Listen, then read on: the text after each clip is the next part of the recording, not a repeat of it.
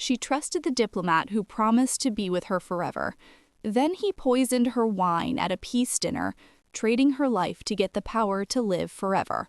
When the vampire king caught her dying body, his words were cold. "Don't look at him again. He sold you to me." What she didn't know was that surviving would make her more dangerous than the betrayal that killed her. The crystal chandeliers above table 17 threw broken rainbows across the white tablecloth. Evelyn Cross couldn't shake the feeling that she was sitting at her own funeral. "You're fidgeting," Adrian whispered. His hand found hers under the table. His palm was warm and steady, everything hers wasn't. "I'm fine," she lied, watching the servers glide between tables like ghosts in pressed uniforms. The Celestine was the fanciest restaurant in the city. It sat on the 97th floor of the Obsidian Tower, where even the clouds seemed to bow at the windows. Tonight it was neutral ground, a peace dinner. Humans on one side, vampires on the other, and journalists like Evelyn scattered throughout to write about history being made. Adrian squeezed her hand. "This is what you wanted, remember? Front row seat to the treaty signing. Your article will make your career." He was right. She'd fought for this assignment, argued with her editor, promised exclusive angles. But now, watching the vampires arrive in their dark suits and darker smiles, she wondered if some doors were better left closed. The Vampire King entered last. Darian Voss didn't walk. He arrived as if space itself moved to make room for him. Tall, with silver-streaked black hair pulled back from a face that could have been carved from marble. He moved with the kind of grace that made everyone else look like they were stumbling. His eyes swept the room once, pale gray and completely emotionless, before he took his seat at the head table. Evelyn's breath caught. She'd seen photos, of course, everyone had, but photographs couldn't capture the weight of his presence, the way the air seemed to thin when he looked at you, or through you.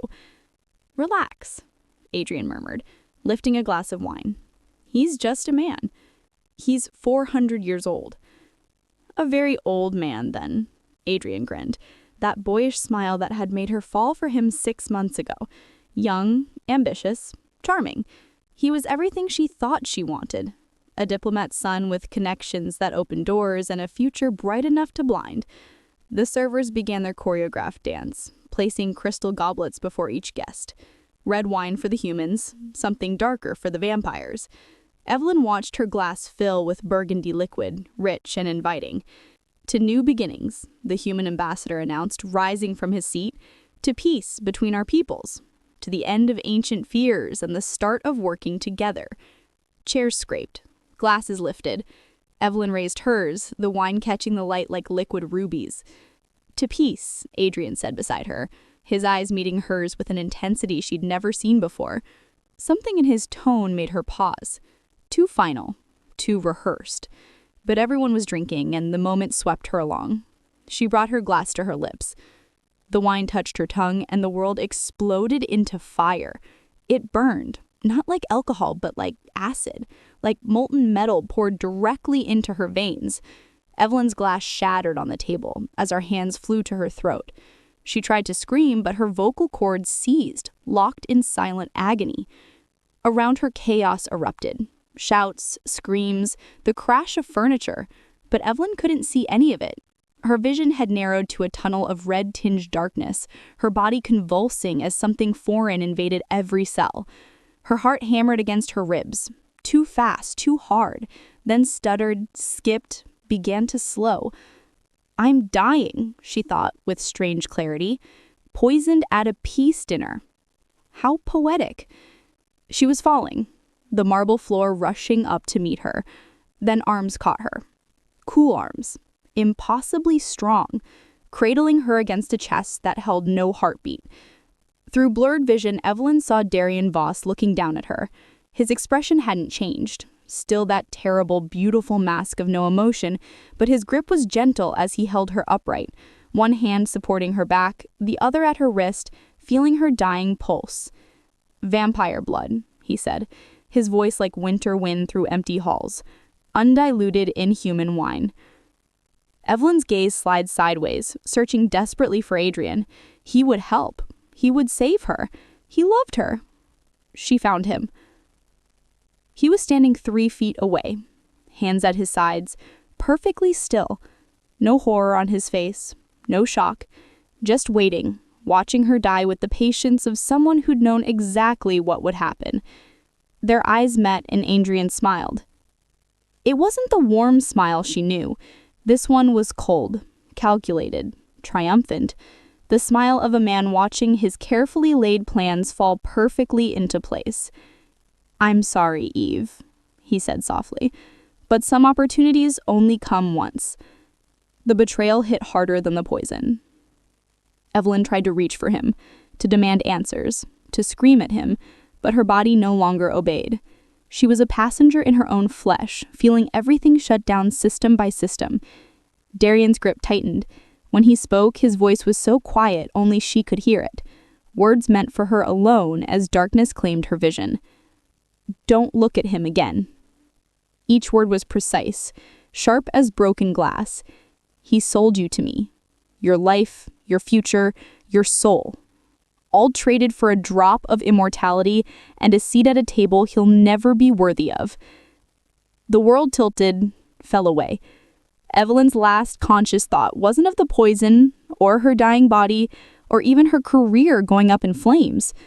It was of Adrian's smile, cold and satisfied, the face of the man she'd loved revealing itself as the mask of a stranger who'd never loved her at all.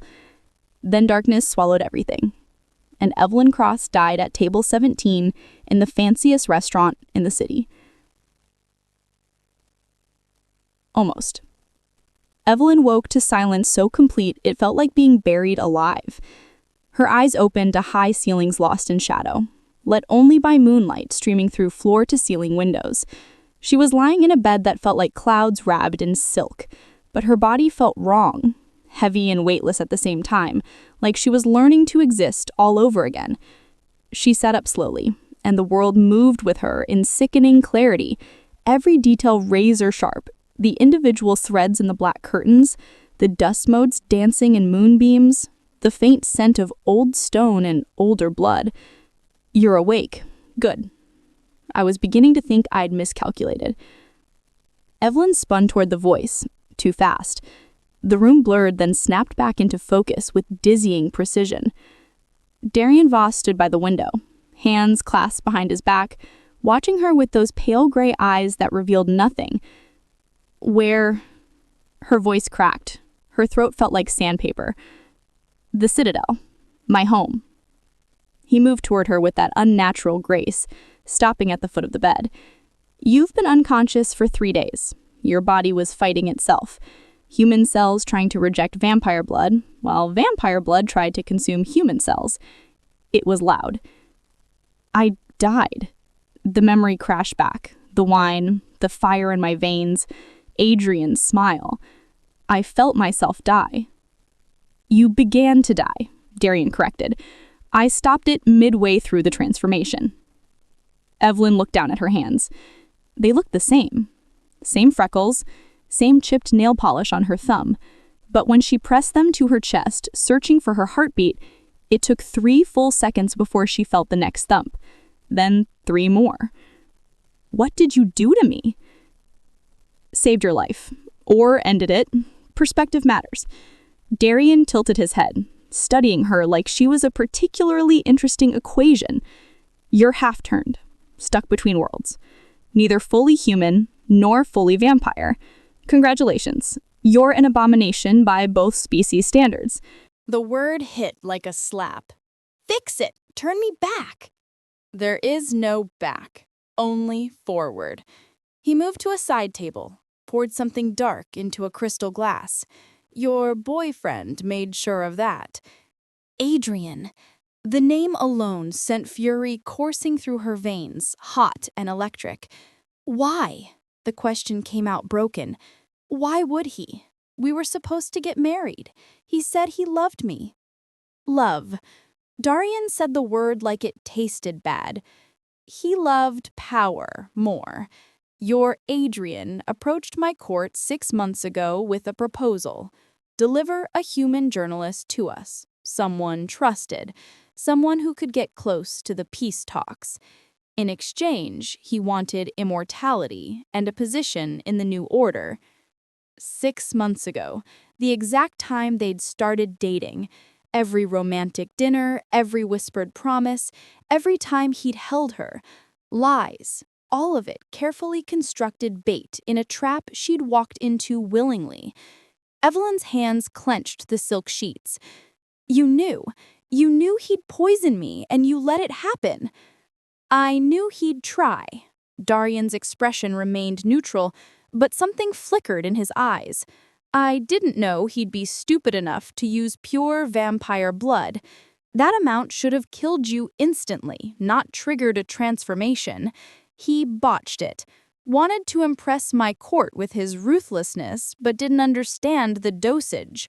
Sloppy. Amateur. Insulting. So you saved me to spite him.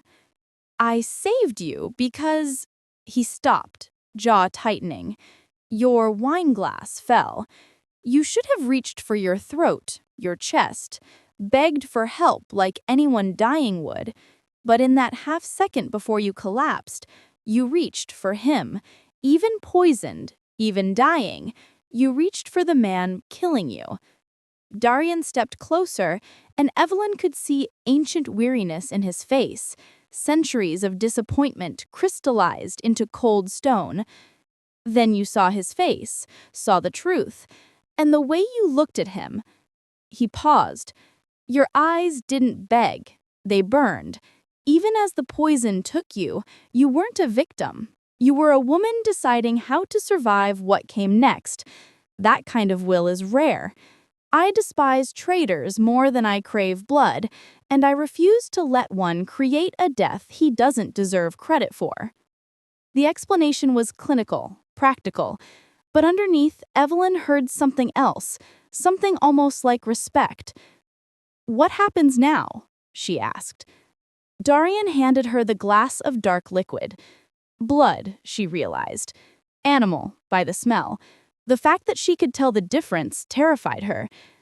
Now you choose, he said. Stay under my protection and learn what you've become, or leave and face Adrian's world, where both humans and vampires will hunt you for the monster you are.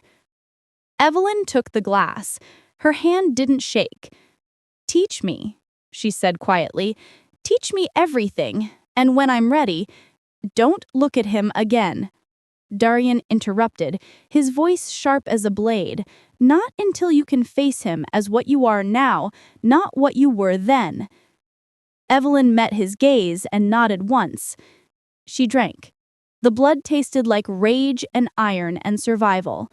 And for the first time since waking, she felt truly alive. Training began at midnight. Darian led Evelyn through corridors of black marble and ancient stone, down into the depths of the citadel, where torches burned with blue flame and the air tasted of centuries. They stopped in a vast chamber with walls covered in weapons, swords, daggers, things she had no names for. Hit me, Darian said, turning to face her. Blinked. What? You wanted to learn. Lesson 1. Understand what you are.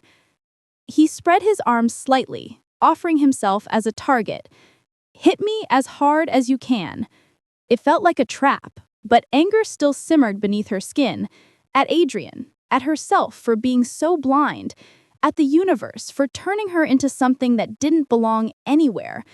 She channeled it all into her fist and swung. Her knuckles connected with his jaw with a crack that echoed through the chamber. Darian's head snapped sideways. He straightened slowly, working his jaw. A thin line of dark blood appeared at the corner of his mouth. His eyebrows rose slightly, the most expression she'd seen from him. Interesting. Again! This time, Evelyn didn't hesitate. She struck faster, harder, putting her whole body behind it. Darian blocked, his forearm meeting her wrist with enough force to shatter human bones. She felt the impact vibrate through her arm, but nothing broke. Good. You're stronger than you think. He moved like water, suddenly behind her, but strength without control is just violence. And you're not here to be violent, you're here to be precise.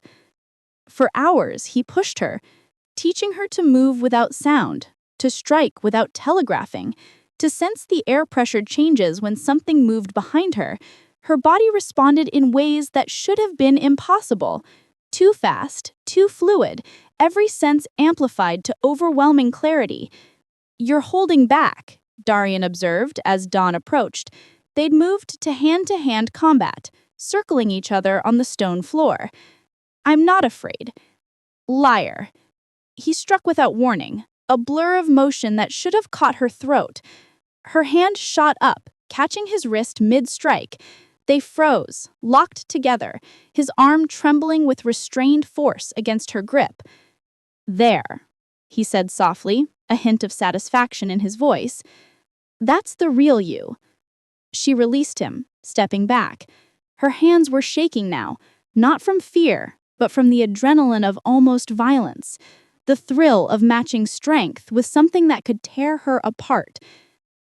"Why are you doing this? Really? You said you despise traitors, but you barely know me. I could be anyone."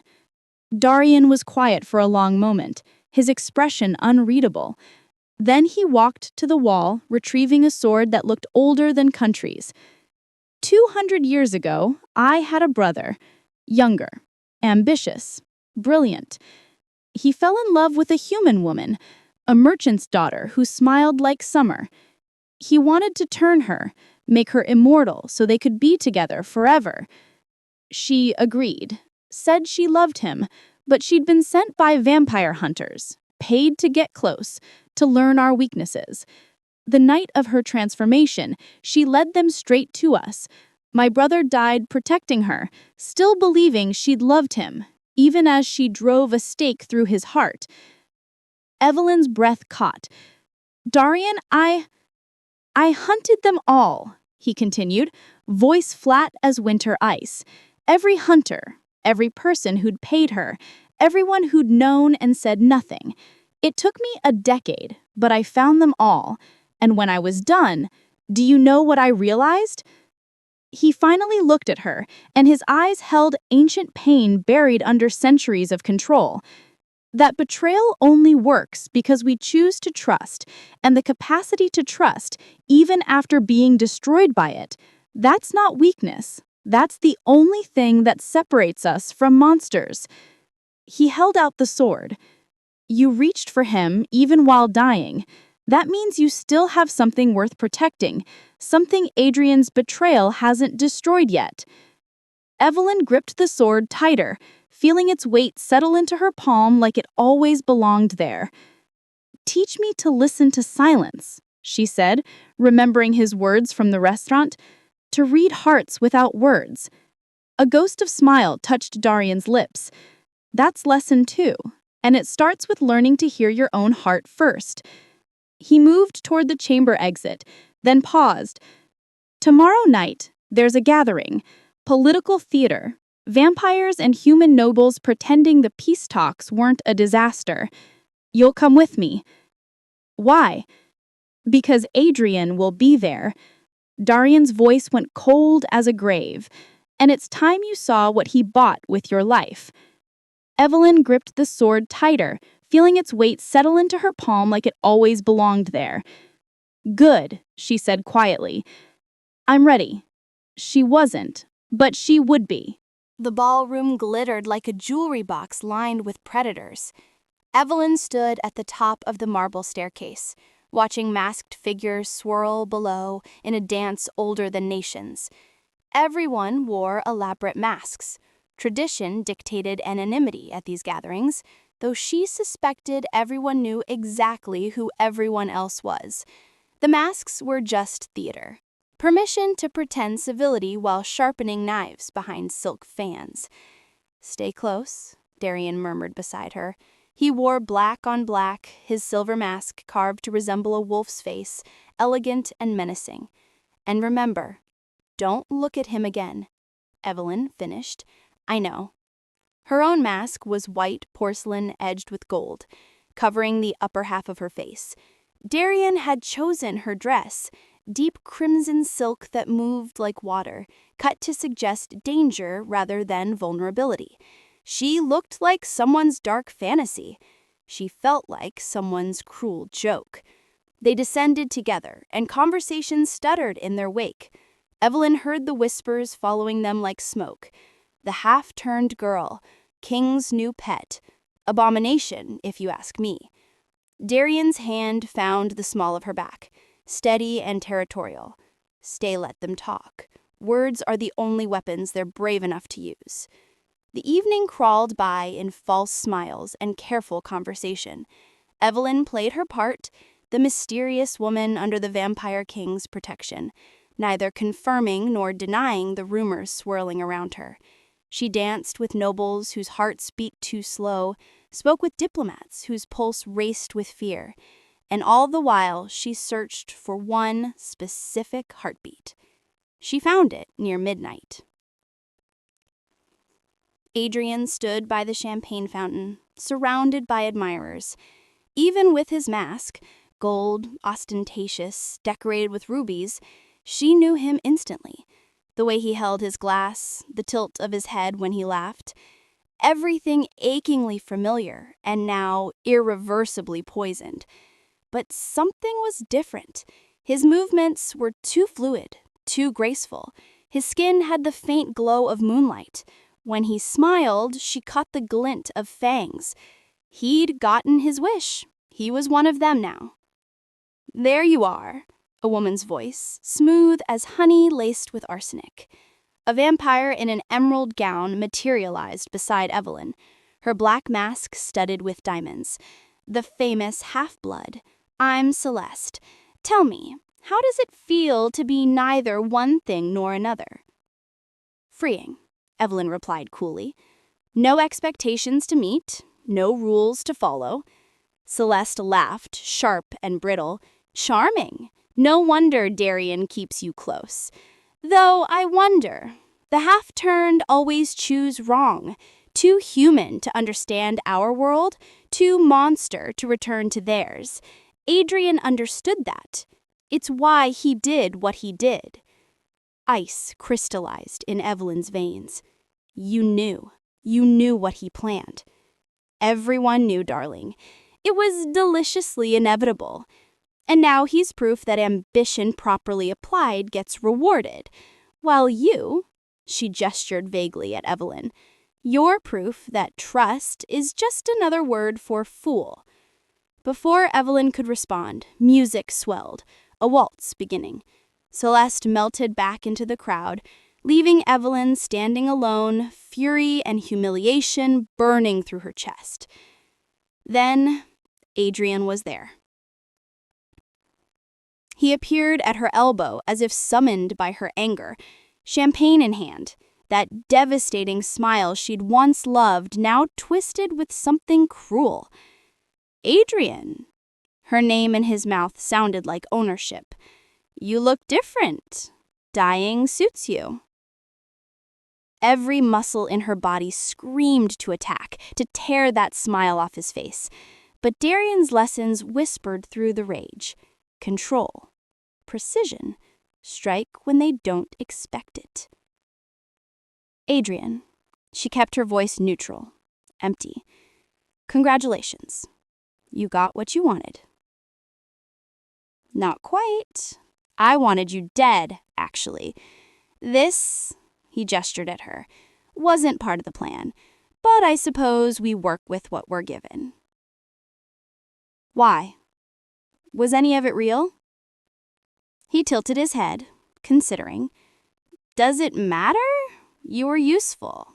A journalist with access, with trust, with just enough ambition to be manipulated. The relationship was convenient." Something inside Evelyn cracked. Not her heart. That was already broken. Something deeper. The last fragment of the girl who believed in love and partnership and shared futures. "You're right," she said softly. "It doesn't matter." "Smart girl. Now, if you'll excuse me." He started to turn away. "Adrian." Her voice stopped him. One question. Did you ever wonder if I'd survive? He looked back, and for just a moment, she saw uncertainty across his face. No, why would I? Evelyn smiled, and it felt like baring fangs. Because survival, she said quietly, is so much more dangerous than death. Before he could respond, Darian was there, his presence like a storm front moving in. Don't look at him again, the Vampire King said, his voice carrying enough command to stop conversations 3 tables away. His gray eyes locked on Adrian with predatory focus. Then, quieter, for her alone, "Come, we have work to do." Darian led her from the ballroom through a hidden door behind a tapestry, down spiral stairs that descended into the earth itself. The Citadel's undercity sprawled beneath the elegant halls above, a labyrinth of ancient catacombs, forgotten shrines, and passageways carved when the world was younger and darker. "Where are we going?" Evelyn asked, her voice echoing off stone walls lined with symbols she couldn't read. "Somewhere they won't find us." Darian's jaw tightened. "I have informants at the gathering. Adrian's been reckless with his plotting. He's joined the Crimson Schism." "The what?" "Rogue vampires who believe I've grown weak, that making peace with humans is betrayal of our nature. They've been quiet for decades, but Adrian has given them something they didn't have before, a reason to act now." They emerged into a vast chamber, lit by phosphorescent fungi clinging to the walls. Ancient coffins lined the space, some cracked open, others sealed with chains that had rusted over centuries. In the center stood a stone table, covered with maps and documents. "They're planning an attack," Darian continued, spreading out papers covered in cramped handwriting. "On the Citadel, 3 nights from now, during the blood moon when my powers are at my weakest. Adrian has been feeding them information about guard rotations, weak points in our defenses, even the location of my private chambers." Evelyn studied the maps, her enhanced vision picking out details in the dim light. "He's thorough, I'll give him that." "He's desperate." Darian planted his hands on the table, leaning forward. "The schism promised him a position of power, but only if he delivers my head. He botched your murder, so now he needs to prove himself with mine. So we stop them." "We won't stop them. We'll let them come." Darian's eyes met hers, calculating. "I'll leak false information. Make them think I'll be alone in the Eastern Tower, vulnerable. Meanwhile, you will infiltrate their ranks." Evelyn's eyebrows rose. "They know what I am. They won't trust me." "They know you're half-turned and under my protection, which makes you the perfect turncoat." He pulled out another document, a forged letter in elegant script. "You'll claim I've been using you, that you want revenge for what I've made you. Adrian will believe it. He thinks betrayal is universal because it's all he knows." The plan was dangerous, brilliant, insane. "What if they kill me instead?" "They won't. You're too valuable. A symbol of my failure. Proof that I create abominations." Darian's voice softened, almost imperceptibly.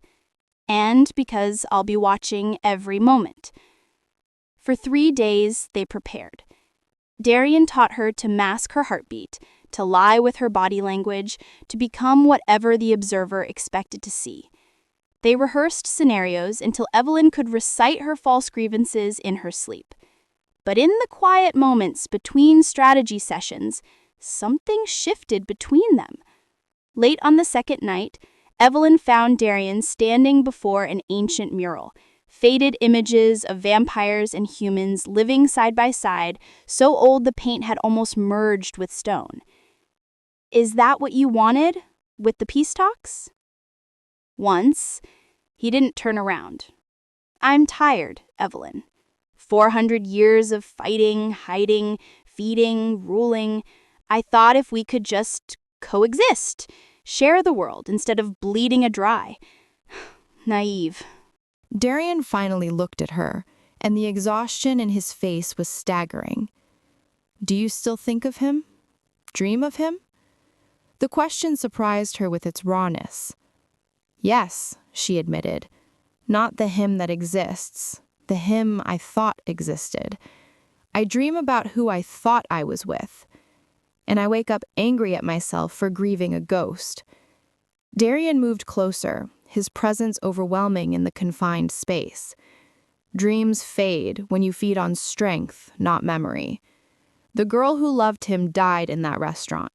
Let her stay dead. Is that what you did? Let your brother stay dead? His hand rose, fingers ghosting near her cheek, but not quite touching.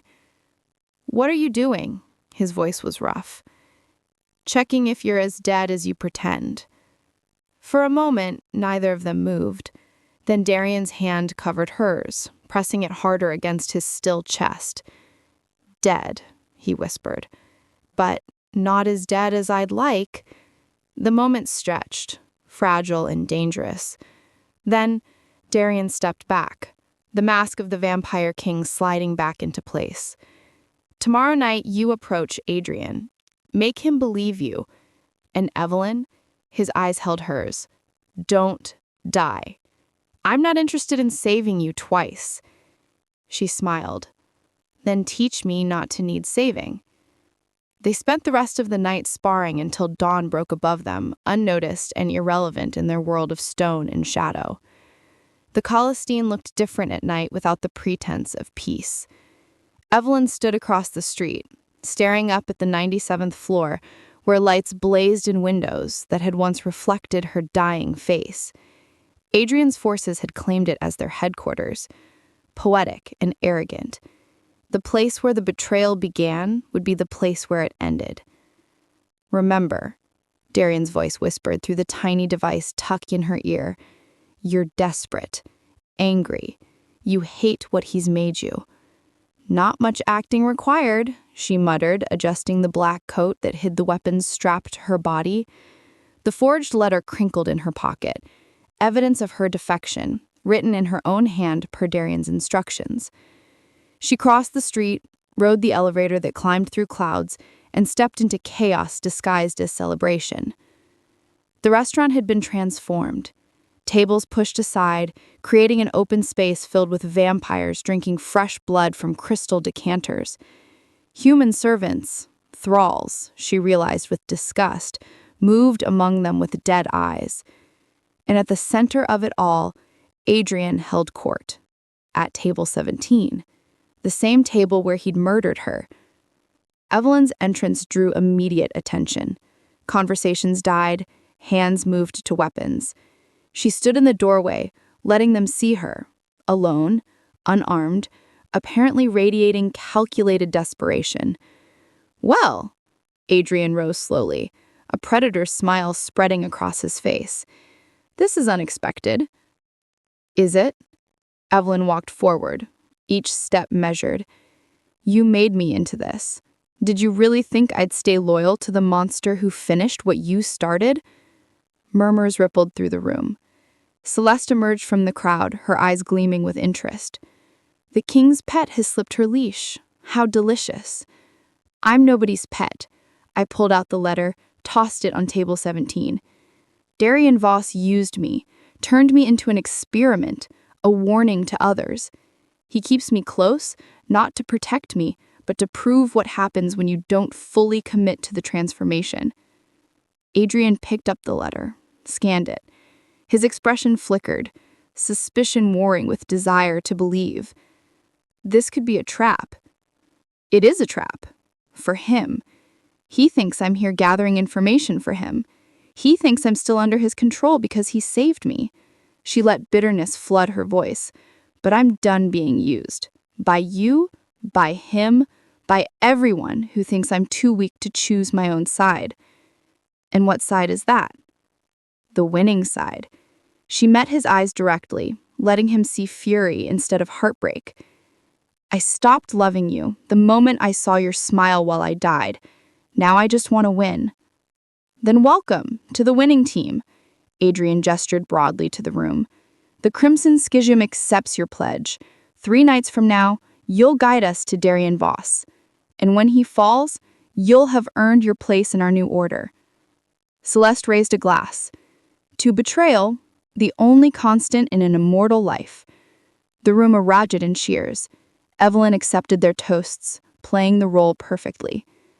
In her ear, Darien's voice whispered one word: good. The trap was set.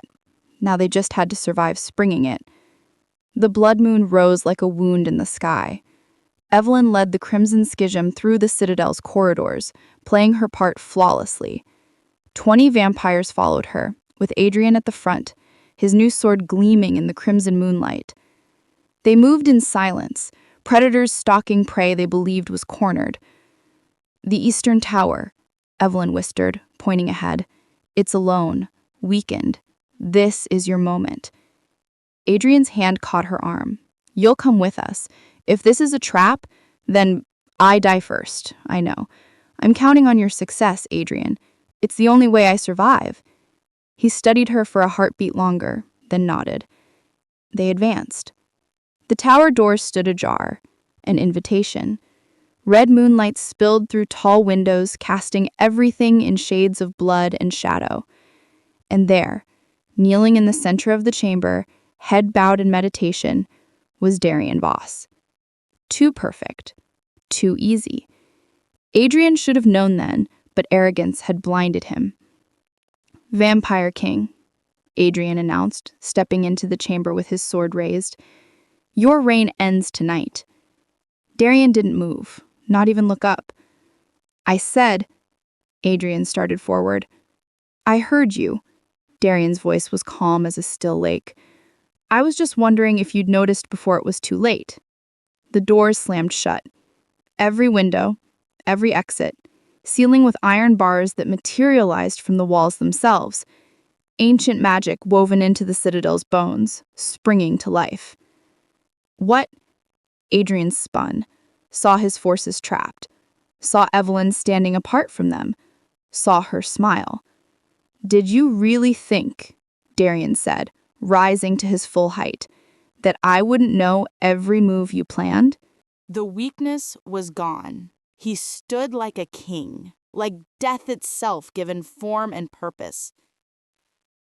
"The blood moon doesn't weaken me here. It strengthens me. This tower was built during a blood moon 400 years ago. Its power feeds me." He'd been lying. All of it strategic misdirection. "Evelyn!" Adrian's voice cracked with disbelief. "You!" "I told you survival was more dangerous than death," she said quietly, drawing the weapons hidden beneath her coat. "You just weren't listening." Chaos erupted.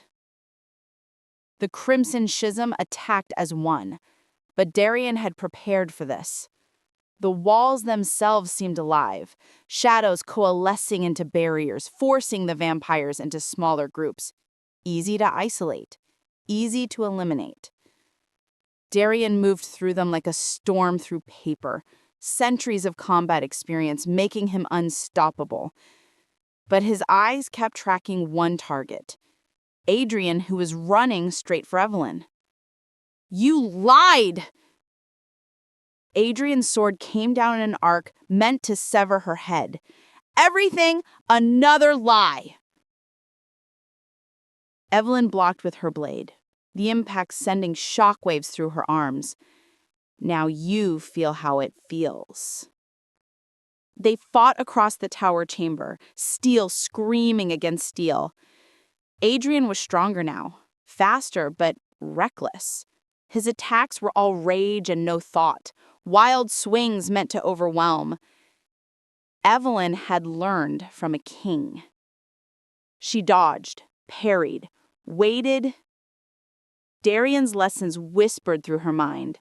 Precision, control, strike when they don't expect it. "I loved you!" Adrian screamed, pressing forward. "I gave you everything!" You gave me nothing but lies. Evelyn's blade found his shoulder, drawing black blood. Every smile, every touch, every promise, calculated manipulation. That's what love is! Adrian laughed, wild and broken. Using each other until someone wins. I just won first. No. Evelyn's voice went cold as winter.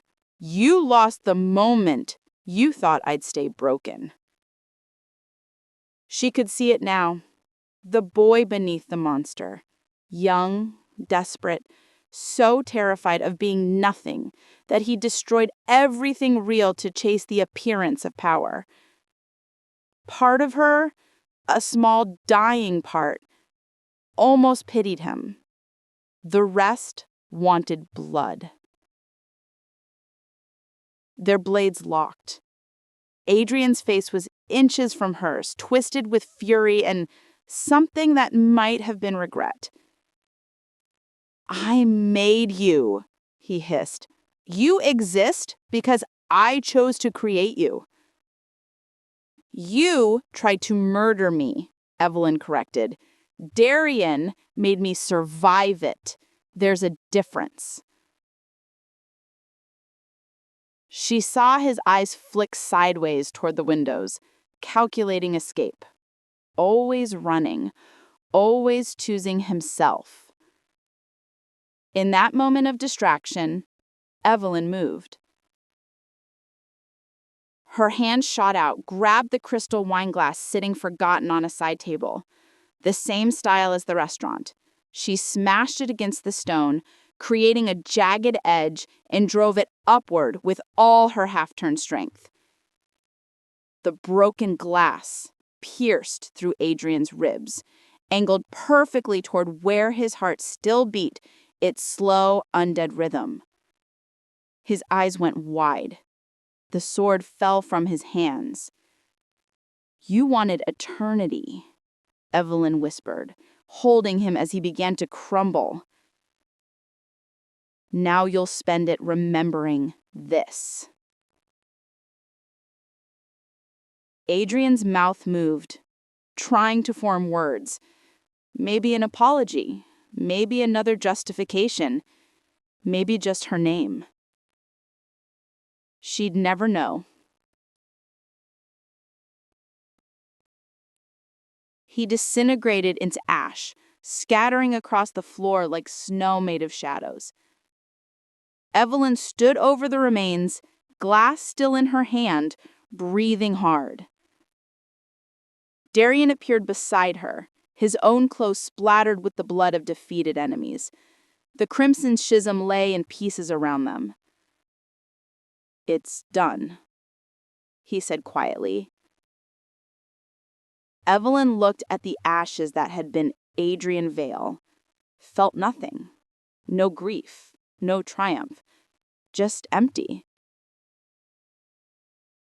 Yes, she said. It's done. The Celestian burned. Evelyn watched from the street as flames consumed the 97th floor, orange light dancing against the pre-dawn sky. Fire crews had arrived too late. Or perhaps just late enough. The restaurant where my old life died is becoming ash, just like Adrian. Fitting, Darian said beside her, hands in his pockets, expression unreadable, though dramatic. The schism's remaining members set it ablaze when they heard their leaders had fallen. Scorched earth policy. Will there be others? Other factions? Other rebellions? Always. He glanced at her. 400 years have taught me that peace is a temporary arrangement between conflicts. But perhaps the gaps between wars can grow longer. Perhaps that's the best we can hope for.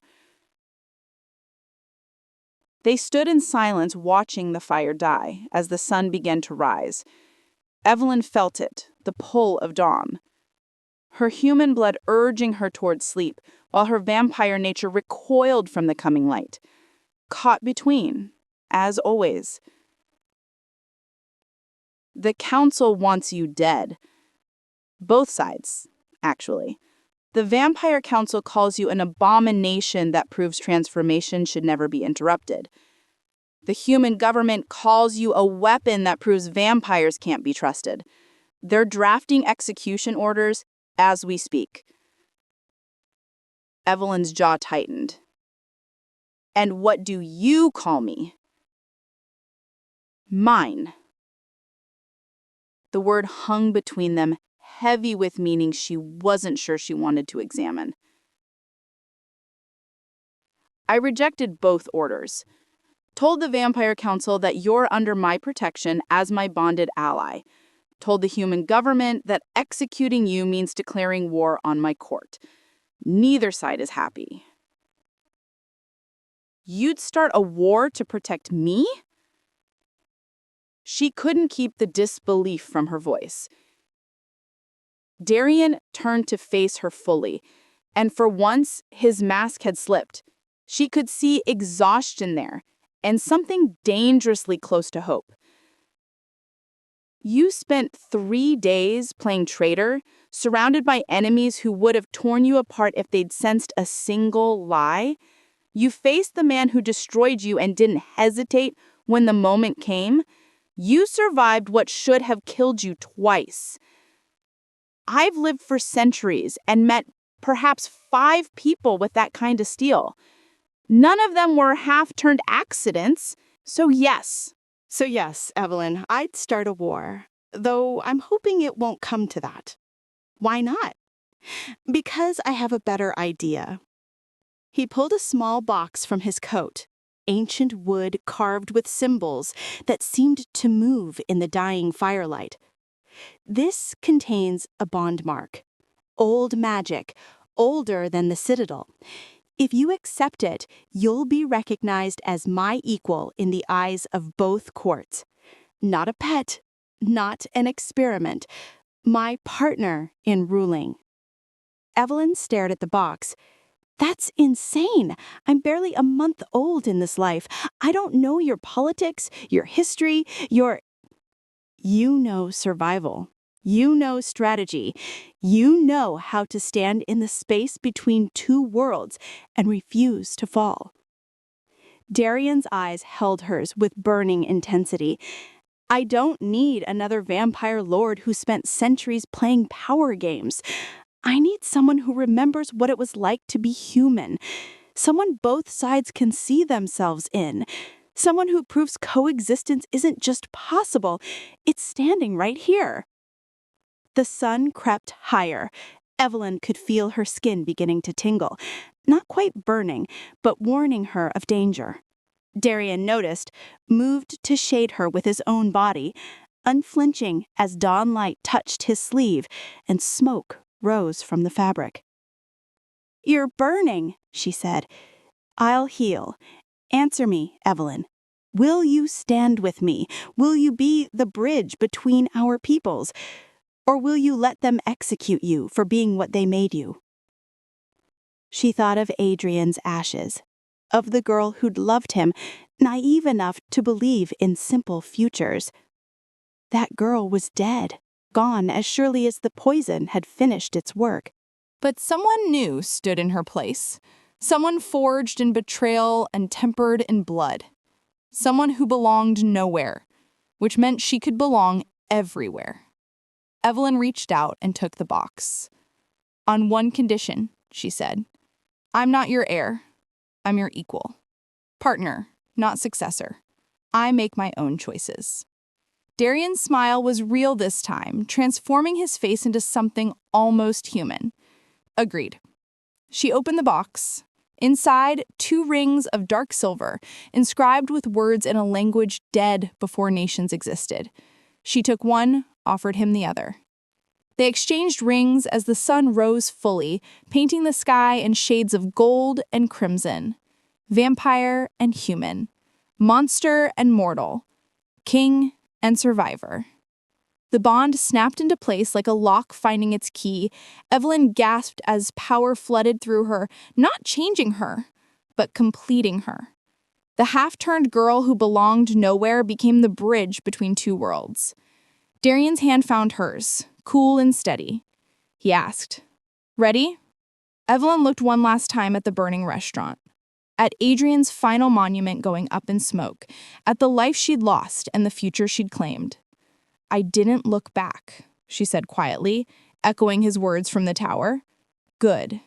They turned together as dawn broke fully across the city. Her first sunrise as something neither monster nor human, but something entirely new.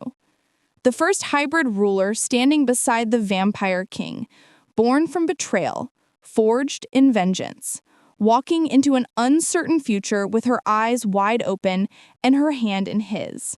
Behind them, the Celestine collapsed in a shower of sparks and ash, the past finally consuming itself.